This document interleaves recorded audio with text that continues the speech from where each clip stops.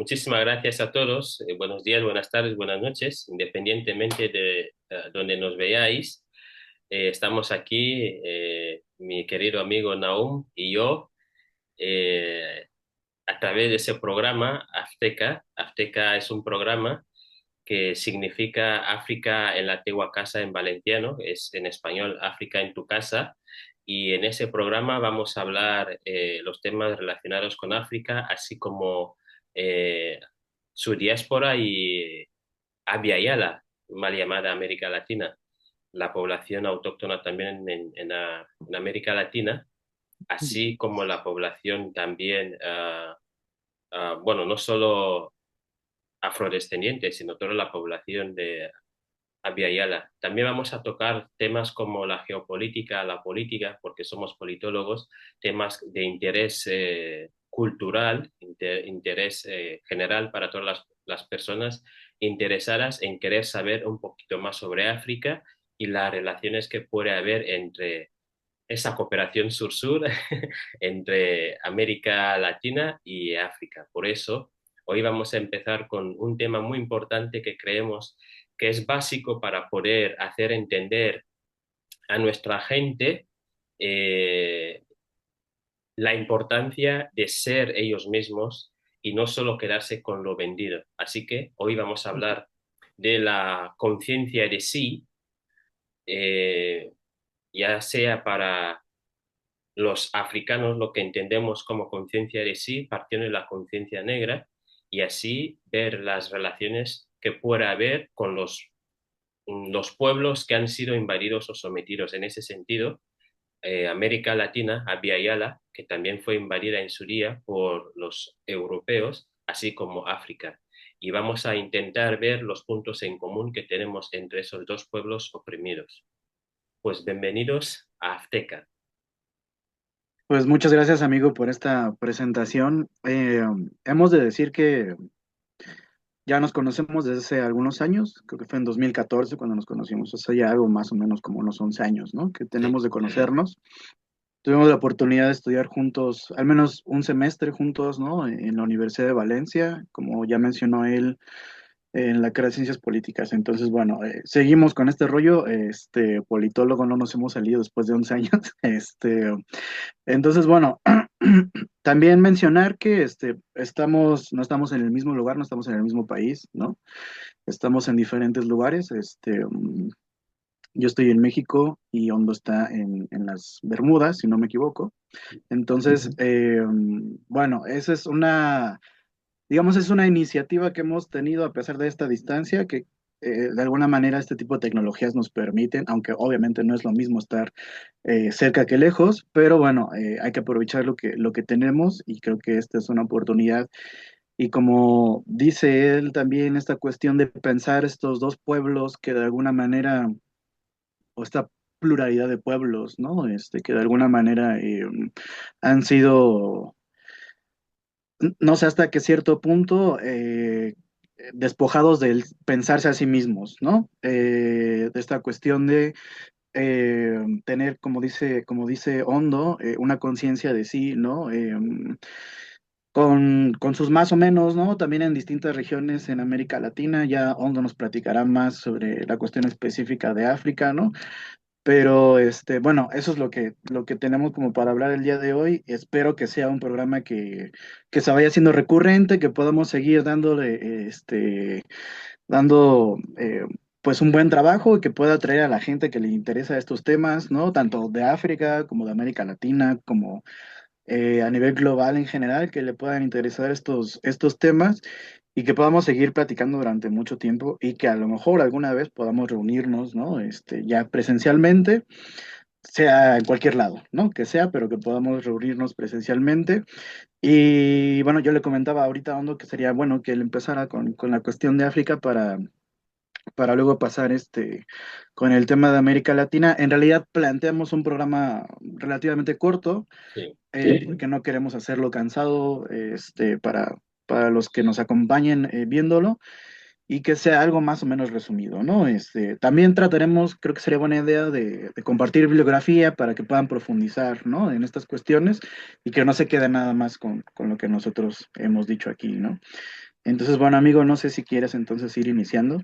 Sí, ya que es corto el programa para que la gente no se canse, decirles que la conciencia de sí es un término muy importante porque es el acto de la liberación mental y la autoafirmación de los pueblos. Es decir, que los pueblos que han sido invadidos o colonizados, el lenguaje común, digamos, los pueblos en ese sentido africanos, fueron sometidos, fueron obligados a tener que aceptar una realidad que no es suya.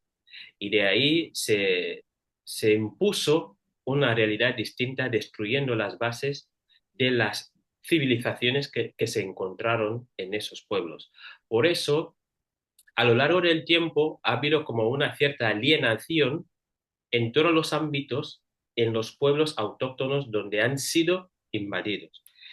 Y el término, por ejemplo, de conciencia negra surge en Sudáfrica por el compañero Steve Bantu Biko, siendo él estudiante de la universidad en Sudáfrica. eh, Era uno de los líderes estudiantiles que no aceptaban el apartheid en Sudáfrica. Y una vez que se detiene a Nelson Mandela en Sudáfrica, Sudáfrica se queda como huérfana porque Nelson Mandela, los Winnie Mandela, Mandisikela, era una figura que sí representaba la resistencia del pueblo negro en Sudáfrica, porque recordemos que cuando llegaron los europeos, tomaron todas las tierras, controlaron todo en Sudáfrica e impusieron un sistema de apartheid que conoce todo el mundo, del que no voy a hablar ahora. Esa resistencia conllevaba una cierta debilidad porque tras muchas generaciones y la imposición de la visión eurocentrista, porque no olviden que estamos hablando de Europa como centro del mundo desde la visión europea, esa visión eurocentrista en África que se impone permitió que las distintas generaciones de la población negra, estando en su propio territorio, empezasen a pensar y a visualizar, a creer como europeos. Y Steve Bantúbico entendió que para poder dotarle de poder a la población negra y resistir en todos los ámbitos, hacía falta un rechazo de la subordinación psicológica y cultural occidental en los africanos. Para eso se tenía que dotarles, o sea, se tenía que empoderar y dotarle de dignidad y una autenticidad identitaria a la población de Sudáfrica, porque eso permitiría que el pueblo, conociéndose a sí mismo, no aceptaría esa subordinación mental impuesta por el colono. Por eso, la conciencia negra es eso, es ese rechazo de la subordinación psicológica y cultural impuesta por el colono. Y para eso, ese empoderamiento permite que ese pueblo tenga las bases necesarias de poder luchar dentro de su propia cultura sin aceptar lo que se le impone a nivel religioso, a nivel cultural, a nivel educativo, en todos los ámbitos. Por eso la conciencia negra es fundamental, por ejemplo, en lo que son los movimientos panafricanos. Tenemos que hablar primero de la conciencia negra porque te permite conocerte a ti mismo y conociéndote a ti mismo, puedes valorarte a ti mismo y poder demostrar lo que vales dentro de tu propia cultura. Pero si no te conoces a ti mismo, sigues siendo un alienado en todos los ámbitos. Y este es un problema que supongo que también se puede ver en muchos países en América Latina, gente, digamos los indígenas, que teniendo su espiritualidad, teniendo su cultura, teniendo todo, cuando vienen y te imponen una visión que no es tuya, con el tiempo empiezas a aceptarla como si fuese normal, pero ya no solo la persona a la que se impone, sino que ya se lleva como algo normalizado tras 3, 4, 5 generaciones, porque ya carecen de la base, del sustento de lo que son. Y la lucha que tenemos es esta, porque entendemos que en África eh, La gente vive a la intemperie porque ya no son auténticos africanos por más de 2000 años que llevamos de esclavitud y colonización de los árabes y ahora de los europeos, que ha permitido que las personas vayan perdiendo la esencia de lo que son, y los pocos lugares que se van manteniendo, como en los pueblos, ahí se rescata la autenticidad de lo que son los africanos, y desarrollar más o menos teorías que permiten que las personas, como en ese sentido la conciencia negra, tengan la posibilidad de poder luchar siendo auténticos. Y de ahí la parte también importante de la conciencia negra nos puede demostrar lo que han hecho los colonos con, por ejemplo, la apropiación cultural. Y no sé si hablaríamos de eso más tarde. ¿Por qué? Porque cuando llega voy a hablar todo ahora por si tendríamos que entrar ya a, a demostrar las similitudes, ¿no? Pero en cuanto a la apropiación cultural, entendemos en ese sentido que cuando llega el colono, lo que veía en ti que era bueno, te decía que era malo, y él se apropiaba de ello, pero más tarde, cuando se daba cuenta que tú, a nivel de tu cultura y de tu civilización, eres superior a la suya porque desconoce realmente la realidad existente, entonces entiende más tarde que lo que le decías o lo que él minimizaba de ti o diabolizaba, lo asume como suyo después. Se puede ver hoy con la gastronomía, se puede ver incluso con la vestimenta, la música, y los cánones de belleza que se han ido imponiendo. Podemos dar, por ejemplo, cánones de belleza. Las mujeres negras se les conoce, y hombres también, labios gruesos, el pelo como es, a veces caderas anchas, a veces pechos enormes. Todo esto, antiguamente, si mucha gente que podrá investigar, después les daremos los datos. Por ejemplo, hay la Venus de Sudáfrica, una mujer negra que se la llevó en muchos museos porque tenía los pechos y los glúteos enormes. Y claro, se burlaban de todo esto porque se le atribuía directamente a las mujeres negras que son así.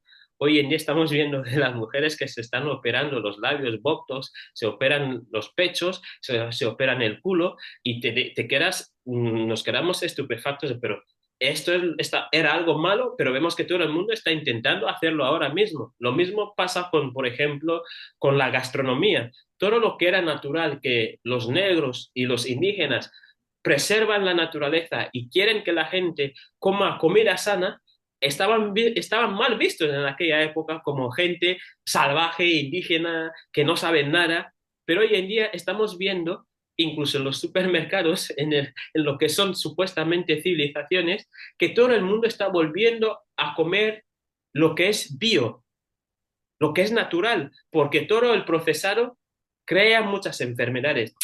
Quiero decir, terminar con esto, que es muy importante tener que respetar las civilizaciones, las culturas locales milenarias como la africana y la indígena, que permite que muchas de las siguientes civilizaciones que vienen detrás, lo que tenían, no podemos volver atrás con la historia, pero a día de hoy, aprender de esas civilizaciones, no imponer una visión eurocentrista como si fuese la panacea, sino que convivir con las otras culturas, las otras civilizaciones, y aprender de ellas, porque permitiría a poder mejorar ya no solo la vida, sino todos los ámbitos, la espiritualidad, la ciencia, y eso permitiría al menos avanzar miles de años y no poder estancarnos como nos encontramos ahora.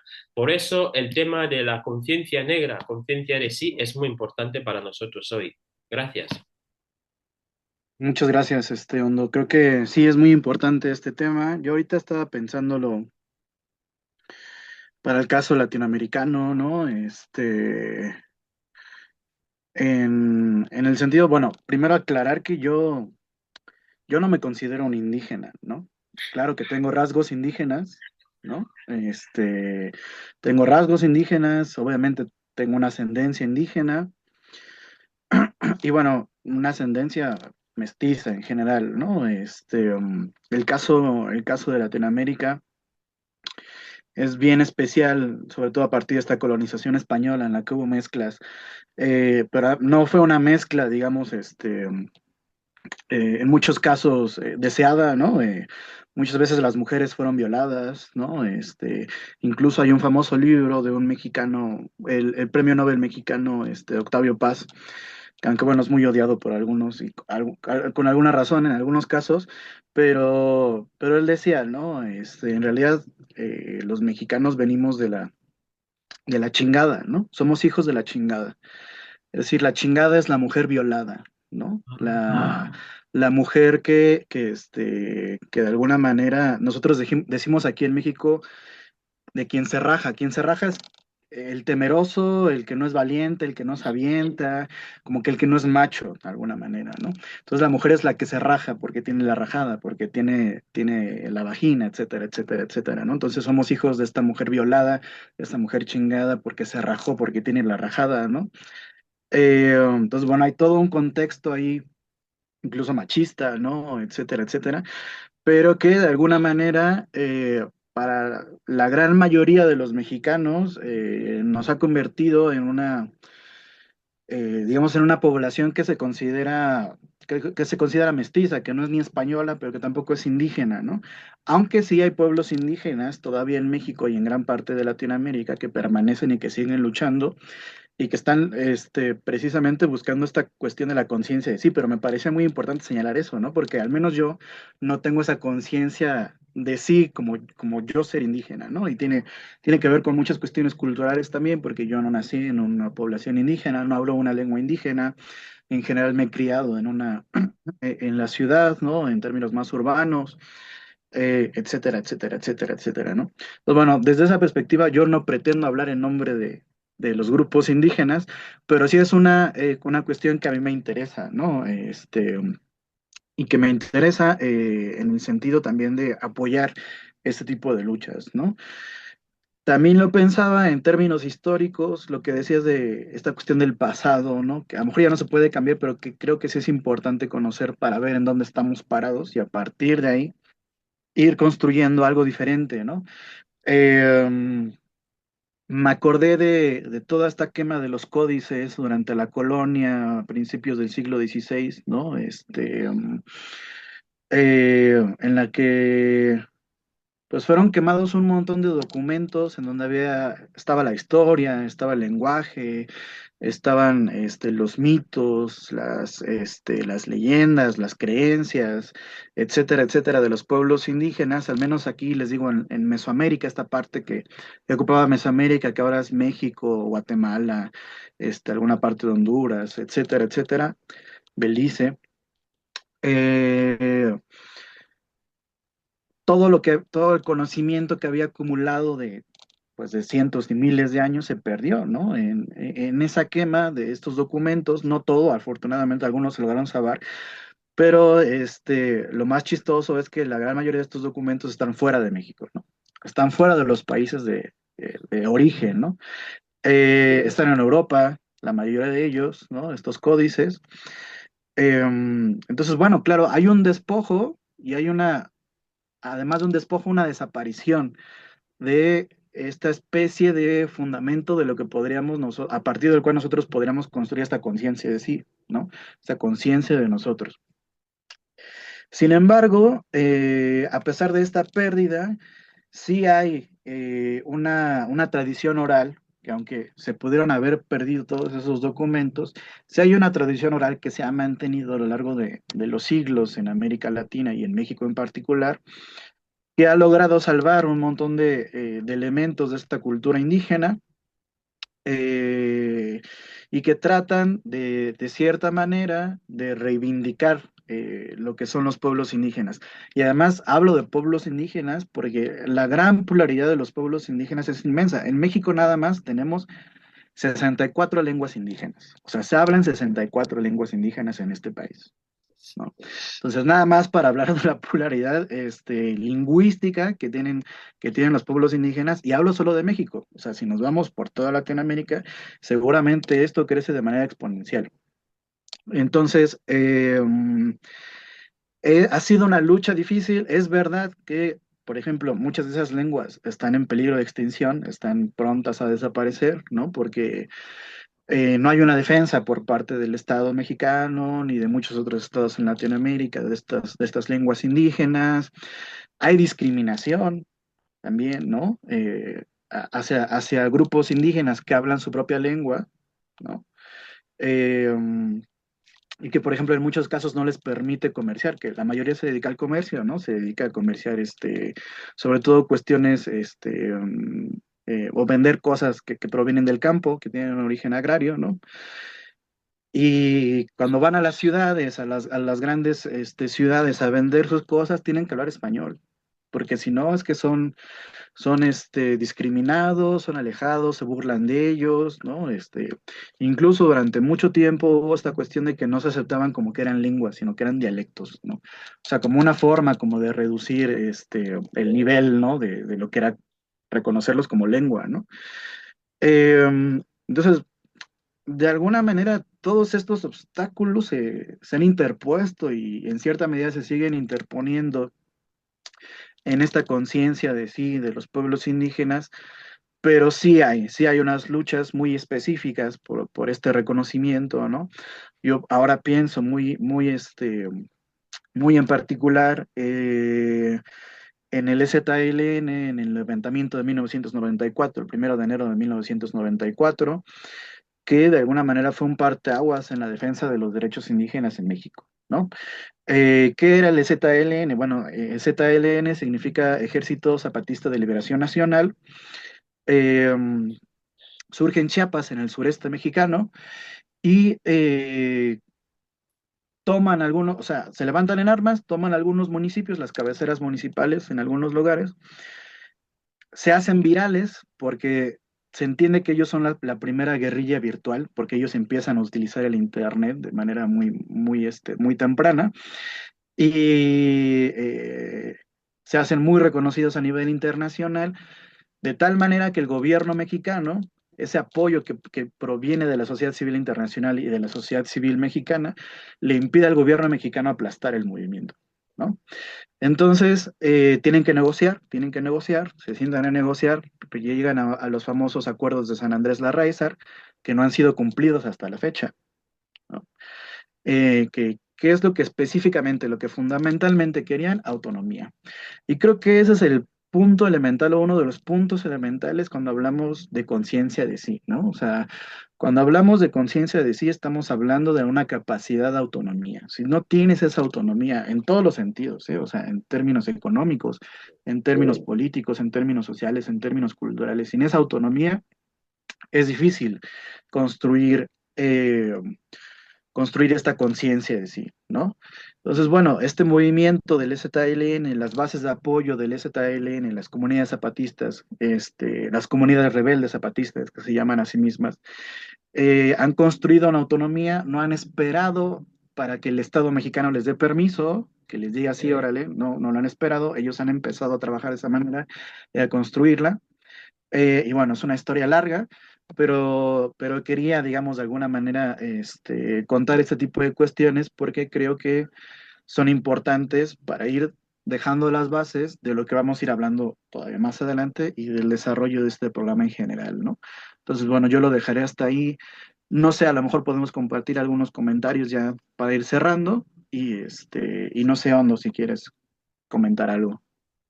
No, agradecerte porque es un tema nuevo. Me refiero a de zapatistas. Creo que ya lo comentaste en alguna vez, incluso en la Universidad de Valencia. Creo que trabajaste o comentaste algo parecido hace más de una década. Y bueno, se nos van las cosas. La cuestión es esa similitud de la que empecé hablando, porque la última parte que has tocado de esa organización, la propia organización, es como, claro, como la libertad en sí. Nadie te da la libertad. O sea, tienes que cogerla y a imponerte. Y ahí Claro, es muy importante porque cuando pides esa libertad, incluso te la pueden dar a medias o no pueden dártela. Y eso significa que le sigues dotando de poder a la persona que te ha limitado o te ha quitado esa libertad. Y es muy, muy difícil. eh, Creo que en Latinoamérica, vía Yala, en ese sentido. Al menos África, lo que es África negra, porque Sudáfrica tiene el mismo problema, la población en Sudáfrica negra tiene el mismo problema que, digamos, los indígenas o los pueblos, tampoco me gusta el término indígena, pero los pueblos autóctonos de la zona, ¿no? Tienen ese mismo problema porque ya la parte del mestizaje que has comentado, ya existe una mezcla. Eh, en Sudáfrica, bueno, se sabrá muchas cosas ahora por la locura de Trump con el presidente de Sudáfrica y la locura de Elon Musk, el hombre, bueno, creo que el hombre más rico del mundo, pero para ver cómo defienden a la población blanca en Sudáfrica que ni siquiera está siendo atacada, simplemente que sacaron terrenos a las personas durante mucho tiempo y se intenta sacar una ley en el Congreso para poder redistribuir bueno, la riqueza no, pero los territorios, los terrenos que le quitaron a las personas. Eso claro, ya es un problema ya. Pero ni siquiera lo menciono porque ni siquiera se está hablando de tener que eh, hacer salir a los blancos en Sudáfrica. No, no se está tratando de eso, sino la convivencia a nivel interno del país. ¿Por qué menciono eso? Porque es una situación muy complicada donde ya existe mucho mestizaje durante mucho tiempo y lo único que se necesita ahí es reconocer y dotarle de poder y autenticidad a los pueblos autóctonos. Esto, por ejemplo, África Negra se libra un poco de ello frente a lo que es Abya Yala, América Latina, porque son los mismos pueblos que se encuentran, se siguen encontrándose en los mismos lugares, pero sí con un pequeño problema o un gran problema, que existen fronteras reales y artificiales, donde se ha ido limitando a los mismos pueblos que llevan milenios viviendo, pero que ves que, por ejemplo, yo soy fan de Guinea Ecuatorial, con los fans de Camerún y Gabón y Congo y Sao Tome, o sea, son 6 países que hablan mi idioma, pero que se va perdiendo ya por los sonidos, porque aquí se habla francés, ahí se habla no sé qué, y al final ese mismo pueblo empieza a tener ya las diferencias porque Francia impone, España impone, el otro impone, y claro, esos problemas son reales que los tenemos, pero nos libramos de tener ese mestizaje, digamos, occidental en el territorio, aunque sí que hay poblaciones donde sí que hubo esa rajada y a nivel interno de los países, ¿no? Pero muy poca presencia. Tenemos islas así en mi tierra. Es muy importante recalcarlo porque creo que sí es importante reconocer a esos pueblos, pero por ejemplo la población negra, cuando habla de la reparación, es por todo ese daño que en realidad no se quiere llevar a cabo esa reparación, porque reparando es reconocer el daño hecho, pero como se sigue infligiendo y sometiendo a esa población, no se puede permitir hablar de esa reparación a nivel, digamos, de las Naciones Unidas, ¿no? Y creo que más adelante, en los siguientes programas, podremos explayarnos hablando de temas que nos interesan, pero que irán, creo yo, ligados a ese tema de conciencia de sí, de conciencia negra. totalmente, sí. A mí lo que me gustaría destacar ya como último comentario es esta cuestión de, claro que hay diferencias, ¿no? Entre, digamos, siempre hay diferencias entre los diferentes pueblos y los diferentes contextos, pero también hay puntos de encuentro, creo que muy importantes, ¿no? Entre nuestras diferentes realidades, de nuestros pueblos, de nuestra pluralidad de pueblos, ¿no? Y creo que tiene uno de los puntos fundamentales de encuentro es precisamente esta pérdida de la conciencia de sí, ¿no? Esta colonización externa, esta imposición externa de el pensar a partir del otro, no pensar a partir de ti mismo, incluso el desear a partir del otro, ¿no? Y toda esta construcción cultural que nos viene de fuera, que también es una forma de control político, de control económico, de control social, ¿no? Creo que ese es un gran punto de encuentro y creo que a partir de ese punto de encuentro es donde nosotros podemos empezar a construir lazos y es también esta idea de este programa, ¿no?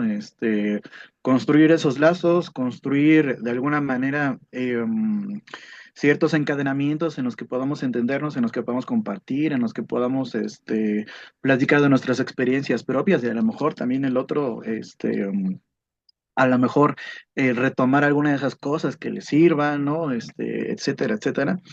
Entonces creo que eso es lo más interesante, va a ser como lo más bonito que vamos a tener aquí, ¿no? En este programa y que son estos dos mundos separados por un océano, ¿no?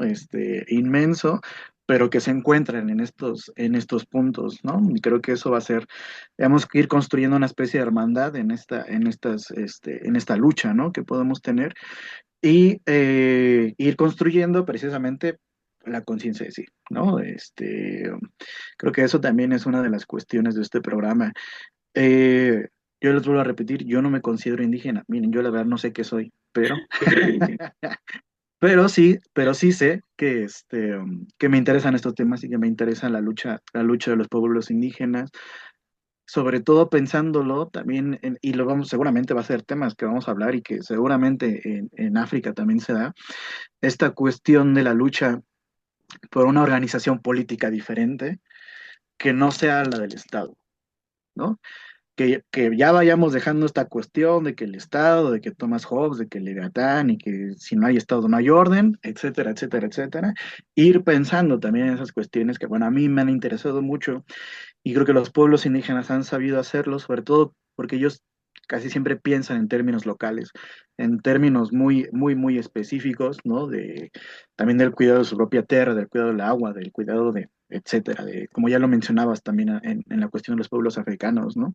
Entonces, creo que hay para reflexionar un montón, hay para hacer un montón de programas y creo que va a valer la pena. Ojalá que les haya parecido interesante este primer programa y que podamos seguir desarrollándolo a lo largo de los meses, de las semanas, de los meses, de los años, no sabemos. Y bueno, ahora sí que como dicen los influencers y los youtubers y todo eso, pues no sé dónde lo vamos a publicar, todavía no nos hemos puesto de acuerdo, pero compártanlo, ¿no?